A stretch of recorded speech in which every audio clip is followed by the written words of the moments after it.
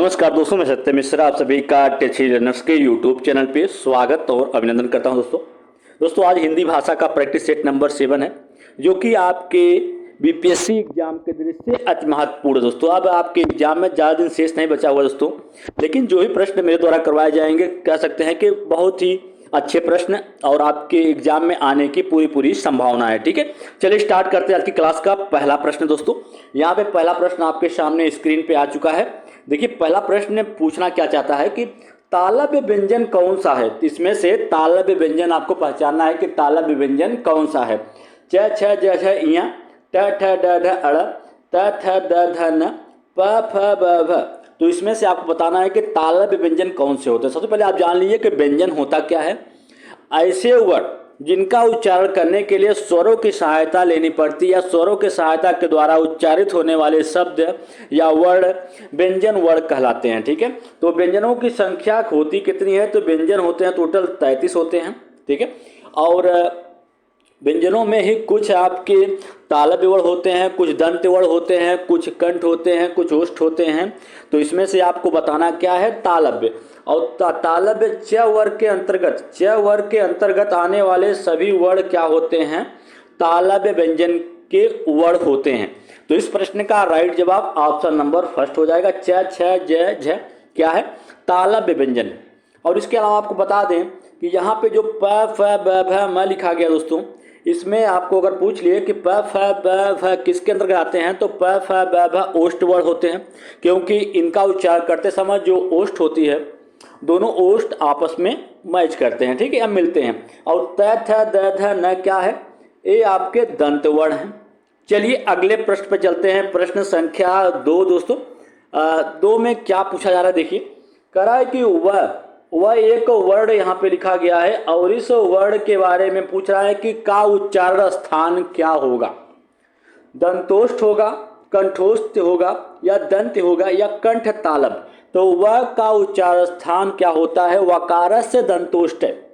वकारस्य दंतोष्ठ है, वह वर्ण का उच्चारण स्थान क्या होता है, दंत ओष्ठ होता है। तो इस प्रश्न का राइट जवाब ऑप्शन नंबर फर्स्ट हो जाएगा। और दंत वर्ण जो होता है इसके अंतर्गत कौन से वर्ण आते हैं आपके, त थ द ध, त थ द और ध और न वर्ण जो है दोस्तों किसके अंतर्गत आता है, दंत वर्ण के अंतर्गत आते हैं। चलिए अगले प्रश्न पे चलते हैं। प्रश्न संख्या 3 है। यहाँ पे पूछा क्या जा रहा है, कनक कनकते ते 100 गुणी माँ दत्त का अधिकार वा पाए बौराए जग खाए बौराए। इस दोहे में कौन सा अलंकार है। यहाँ पे एक दोहा दे रखा है और उसमें अलंकार पूछा जा रहा है। अलंकार होता क्या है, काव्य की शोभा बढ़ाने वाले शब्दों को अलंकार कहते हैं। ठीक है, और अलंकार मुख्यतः 2 प्रकार का होता है, एक शब्दालंकार, दूसरा अर्थालंकार। तो इसमें आपको बताना इस दोहे में कौन सा अलंकार है। और एक चीज जान लीजिए कि जहाँ पे कोई वर्ड कोई शब्द एक या अधिक बार प्रयोग हो और उसके अर्थ भिन्न भिन्न हो, वहाँ पे यमक अलंकार होता है। जैसे यहाँ पे कनक का एक अर्थ होता है सोना और दूसरे कनक का अर्थ होता है धतूरा। तो इस प्रश्न का राइट जवाब क्या हो जाएगा, यमक अलंकार होगा। चलिए दोस्तों अगले प्रश्न पे चलते हैं। प्रश्न संख्या नेक्स्ट है, कहा है कि विलोम शब्द की दृष्टि से अनुचित युग्म पहचानिए। विलोम का अर्थ होता है उल्टा, और इसमें से कौन सा अनुचित युग्म दिया गया है, किस विकल्प में अनुचित युग्म का प्रयोग किया गया है। जैसे रात का उल्टा दिन होता है, बिल्कुल सही बात है। जैसे जान लीजिए कि अंधकार का उल्टा प्रकाश या प्रकाश का उल्टा अंधकार होता है, उसी प्रकार रात का उल्टा दिन होता है, बिल्कुल सही। प्रधान का उल्टा गौड़ होता है, ये भी सही। विस्तृत मतलब किसी चीज को बहुत फैला के बहुत विस्तृत बताना और संक्षिप्त मतलब छोटा कर देना, तो ये भी बिल्कुल सही है। जबकि महात्मा का ज्ञानी दोनों एक के पर्यायवाची दिया गया है यहाँ पे, जबकि महात्मा का उल्टा क्या हो जाएगा, दुरात्मा होगा। ठीक है, तो पूछ रहा है कि किस दृष्टि से कौन सा युग्म जो है वो अनुचित है, तो यही जो ऑप्शन नंबर 4 दे रखा है यही अनुचित युग्म था। चलिए अगले प्रश्न चलते हैं। प्रश्न संख्या 5 है, कह रहा है कि निम्न में से किस विकल्प का कथन गलत है। री का उच्चारण स्थान मूर्धा होता है, मूर्धा ऋतु री वर्ण का उच्चारण स्थान मूर्धा होता है, बिल्कुल सही है। विसर्ग ध्वनि की गणना नासिक वर्णों में की जाती है। य और व को अर्ध स्वर भी कहा जाता है। ड और ढ को उच्छिष्ट वर्ण कहा जाता है। दोस्तों कभी कभी पूछ लेता है कि अंगा और ढ जो है, ढपली वाला ढ जो है, उच्छिष्ट वर्ण कहलाते हैं। पूछ लेता है कि दोनों क्या हैं, तो आप जान कर रखिए दोनों वर्ण क्या होते हैं, उच्छिष्ट वर्ण होते हैं। और इसके अलावा य और व अर्ध स्वर के अंतर्गत आते हैं। जैसे आपका अंतस्थ वर्ण होता है ना, य व र ल, उसमें य और व जो होता है वो अंतस्थ य और व जो होते हैं वो अर्ध स्वर होते हैं। इसके अलावा ल जो होता है वो ल जो होता है वो पांचविक होता है, और र जो होता है वो लुंठित वर्ण के अंतर्गत आते हैं। और विसर्ग ध्वनि की गणना जो है नासिक वर्णों में की जाती है, गलत है दोस्तों। विसर्ग ध्वनियां जो होते हैं वो आपके कंठ वर्ण में भी गिने जा सकते हैं, गिने जाते हैं। तो इस प्रश्न का राइट जवाब ऑप्शन नंबर सेकंड होगा। पूछा जा रहा है कि गलत कथन कौन सा है, तो ऑप्शन नंबर सेकंड जो है वो गलत कथन है। चलते हैं अगले प्रश्न पे। प्रश्न संख्या 6 दोस्तों कह रहा है कि छतरी का जो छ होता है, छ वर्ण जो होता है किसके योग से बना होता है। अगर हम इसको देखें तो छत्रंग, तो जो शब्द होते हैं छत्रंग, ये सभी शब्द क्या होते हैं, आपके संयुक्त वर्ण होते हैं। ठीक है, कैसे वर्ण होते हैं, संयुक्त वर्ण होते हैं। और छ जो होता है किसके वर्ण से बना होता है, क और स के योग से बने हुए शब्द होते हैं। इस प्रश्न का राइट जवाब क्या हो जाएगा, ऑप्शन नंबर फर्स्ट इसका राइट जवाब होगा। चलिए अगले प्रश्न पे चलते हैं। प्रश्न संख्या 7 है, कह रहा है कि लड़का छत पर खेल रहा है, कौन सा कारक है। कारकों की संख्या 8 होती है। और यहाँ पे पूछा जा रहा है जैसे कर्ता, कर्म, कर्ण, संप्रदान, अपादान, संबोधन, संबंध, अधिकरण, सभी क्या होते हैं, कारक होते हैं। जहाँ पे कोई चीज, देखिए यहाँ पे ऐसे किसी भी वाक्य में या पर आपको दिख जाए, में या पर, जैसे लड़का छत पर खेल रहा है, चिड़िया बिल में है या घोंसले में है, तो वहाँ पे कुछ सोचने की जरूरत नहीं है, वहाँ पे क्या होगा, अधिकरण कारक हो जाएगा। ठीक है दोस्तों। और जहाँ पे, तो इस प्रश्न का राइट जवाब ऑप्शन नंबर 4 होगा। और संबंध कारक क्या होता है या संप्रदान कारक, दोस्तों जान लीजिए संप्रदान कारक क्या होता है, जहाँ पे कोई वस्तु किसी को दान में दी जाए और उससे वापस न ली जाए, वहाँ पे संप्रदान कारक होता है। जैसे राजा ने निर्धनों को कंबल बांटा, तो वहाँ पे दोस्तों फिर वापस लेने की कोई बात ही नहीं बनती, तो वहाँ पे क्या हो जाएगा, संप्रदान कारक होगा। और करण कारक, जहाँ किसी के द्वारा कोई कार्य किया जा रहा हो, वहाँ पे करण कारक होगा। जैसे उसने तीर से बिल्ली को मारा, तो यहाँ पे क्या हो जाएगा, करण कारक होगा। जैसे उसने चाकू से फल को काटा, तो यहाँ भी क्या होगा, करण कारक होगा। चलिए अगले प्रश्न पे, प्रश्न संख्या नेक्स्ट है दोस्तों। नेक्स्ट प्रश्न है कि निम्न में से कौन सा अंतस्थ व्यंजक है, य, श, प, त। तो इसमें से आपको बताना है कि कौन सा अंतस्थ व्यंजक है। अंतस्थ व्यंजक जान लीजिए कि कौन से होते हैं, य, व, र और ल जो होता है क्या होता है, अंतस्थ व्यंजन होते हैं। य और व जो होता है अर्धस्वर होता है, ल जो होता है वो पार्श्विक होता है, ल जो होता है पार्श्विक होता है, और र जो होता है वो क्या होता है, लुंठित वर्ण होते हैं। तो यहाँ आपको बताना है कि अंतस्थ व्यंजक कौन सा है, तो यह जो है वो अंतस्थ व्यंजक है। इसके अलावा स वर्ण का उच्चार स्थान करके पूछ लेता है, तो जान कर रखिए स वर्ण का उच्चार स्थान तालु या तालव्य होता है। और प वर्ण का उच्चार स्थान क्या होता है, ओष्ठ होता है दोस्तों, क्या होता है, ओष्ठ होता है। चलिए अगले प्रश्न पे चलते हैं। प्रश्न संख्या नेक्स्ट है, देखिएगा, कह रहा है कि जिन खोजा हित तिन पाइया, गहरे पानी पैठ। लोकोक्ति का निकटतम सही अर्थ क्या होगा, जिन खोया तिन पाइया, गहरे पानी पैठ। लोकोक्ति का निकटतम सही अर्थ क्या होगा कि संकल्पशील व्यक्ति कठिन परिश्रम द्वारा लक्ष्य प्राप्त कर ही लेता है। पानी में गहरे उतरकर खोजना, पानी में सांस रोककर अंदर तक पहुंचना, या संकल्पशील व्यक्ति पानी में तैर सकता है। तो दोस्तों यहाँ पे बताया जा रहा है कि जिन खोया तिन पाइया, गहरे पानी बैठ। कहा जा रहा है कि अगर हम, जैसे मोती होती है, मोती को प्राप्त करने के लिए समुद्र की गहराइयों में उतरना पड़ता है, उसी प्रकार से कोई लक्ष्य प्राप्त करने के लिए कठिन परिश्रम करना पड़ता है दोस्तों। तो इस प्रश्न का राइट जवाब ऑप्शन नंबर फर्स्ट हो जाएगा। चलिए आगे चलते हैं। प्रश्न संख्या नेक्स्ट देखिएगा, प्रश्न नेक्स्ट है, कह रहा है कि सही विराम चिन्हों वाला वाक्य कौन सा है, किस वाक्य में विराम चिन्ह का सही प्रयोग हुआ है। छी तुमने तो नाम ही डुबो दिया।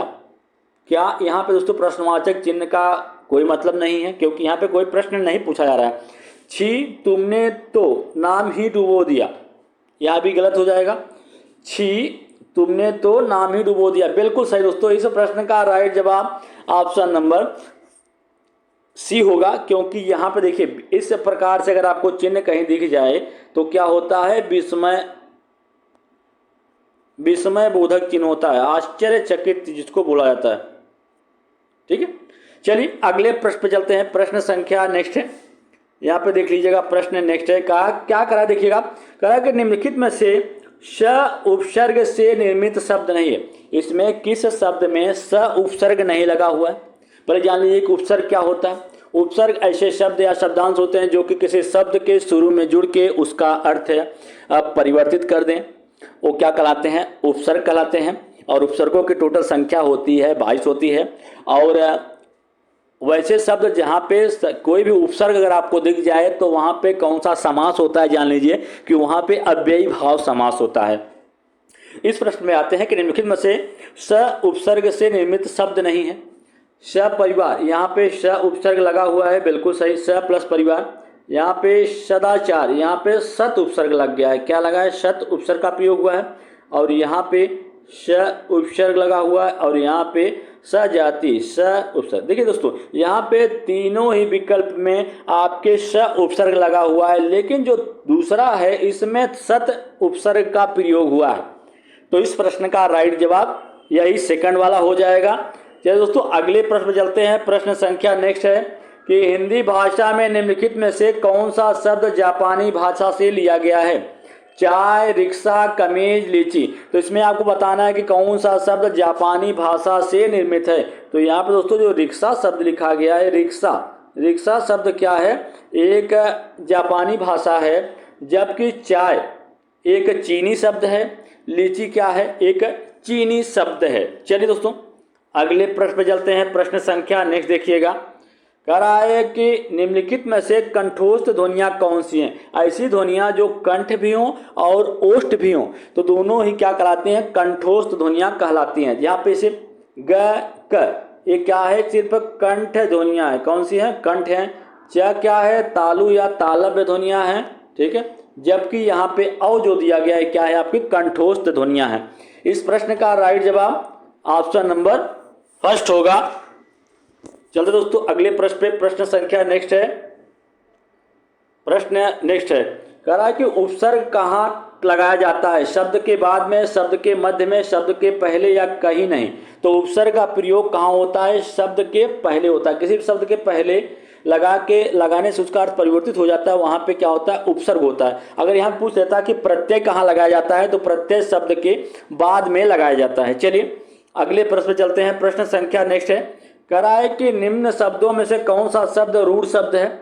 रूढ़ शब्द ऐसे शब्द जिनका कोई सार्थक मतलब तो होता ही है, जिनका कोई सार्थक अर्थ होता है, लेकिन अगर उनका हम विखंडन कर दें तो प्रत्येक जो वर्ड होता है उसका कोई मतलब है नहीं निकलता है। जैसे यहाँ पे गाय शब्द लिख गया, गाय का कोई मतलब निकल रहा है दोस्तों, गाय एक नाम हो गया। अगर इसका हम अलग कर दें, ग कर दें, फिर यह कर दें, तो इसका कोई मतलब, कोई सार्थक अर्थ नहीं निकलता। इस प्रश्न का राइट जवाब ऑप्शन नंबर फर्स्ट हो जाएगा। ठीक है, विद्यालय, यहाँ पे विद्या प्लस आलय, तो दोनों शब्दों को अगर हम इसका विखंडन करते हैं तो दोनों का अलग अलग अर्थ निकलता है। तो यहाँ पे क्या हो जाएगा, यहाँ पे यौगिक शब्द होगा, यौगिक शब्द यहाँ पे यूज होगा। और यहाँ पे लंबोदर या पंकज, दोनों में योग रूढ़ शब्द का प्रयोग दोनों में होगा। चलिए दोस्तों अगले प्रश्न पे। प्रश्न संख्या नेक्स्ट है कि हिंदी वर्णमाला में 11 किसकी संख्या होती है? स्वर की, व्यंजन, अयोग्य व या संयुक्त अक्षर को? तो हिंदी वर्णमाला में 11 संख्या किसकी होती है? स्वर की होती है। स्वर ऐसे वर्ड होते हैं जिनको उच्चारण करने के लिए किसी अन्य शब्द की जरूरत या किसी अन्य वर्ड की सहायता नहीं लेनी पड़ती। ऐसे शब्द जिनका उच्चारण करने के लिए या वर्ड जिनका उच्चारण करने के लिए किसी अन्य वर्ड की सहायता नहीं लेनी पड़ती, क्या कहलाते हैं? स्वर कहलाते हैं। और स्वरों की संख्या कितनी होती है? 11 होती है। और व्यंजन कितने होते हैं? 33 होते हैं। तो इस प्रश्न का राइट जवाब ऑप्शन नंबर फर्स्ट हो जाएगा। चलिए अगले प्रश्न पे। प्रश्न संख्या नेक्स्ट है दोस्तों, प्रश्न संख्या नेक्स्ट है कि संकर शब्द का क्या अर्थ है? तत्सम शब्द, तद्भव, विदेशी, दो भाषाओं के योग से बना शब्द। ऐसे शब्द जो दो भाषाओं के योग से बने हुए होते हैं उन्हें क्या कहते हैं? संकर शब्द कहते हैं। तो इस प्रश्न का राइट जवाब ऑप्शन नंबर 4 होगा। लेकिन जान लीजिए तत्सम शब्द ऐसे शब्द जो संस्कृत से तो आए हुए हैं लेकिन उसी तरीके से उपयोग किया जा रहा है वो तत्सम शब्द कहलाते हैं। और तद्भव शब्द ऐसे शब्द जो संस्कृत से तो आए लेकिन उनके ऊपर क्षेत्रीय भाषा का प्रभाव पड़ा, वही शब्द क्या कहलाए? तद्भव शब्द कहलाए। चलिए अगले प्रश्न पे, प्रश्न संख्या नेक्स्ट है दोस्तों। प्रश्न नेक्स्ट है, कह रहा है कि रामण सर सरोज बनचारी चली रघुवीर सिलिमुखधारी में कौन सा अलंकार है? यहाँ पे आपको अलंकार पूछा जा रहा है कि इसमें कौन सा अलंकार है? उपमा, श्लेष, रूपक या उत्प्रेक्षा? तो दोस्तों यहाँ पे कौन सा अलंकार है? श्लेष अलंकार का प्रयोग हुआ है। श्लेष अलंकार जहाँ एक ही शब्द में कई अर्थ चिपके हुए हों वहाँ पे क्या होता है? श्लेष अलंकार। तो और उत्प्रेक्षा अलंकार जान लीजिए क्या होता है दोस्तों? जहाँ पे आपको किसी भी पंक्ति में या कोई दोहा दिया गया हो उसमें मन मानव जन जानो जनहु ऐसा वर्ड अगर आपको दिख जाए तो वहाँ पे क्या होता है? उत्प्रेक्षा अलंकार हो जाता है।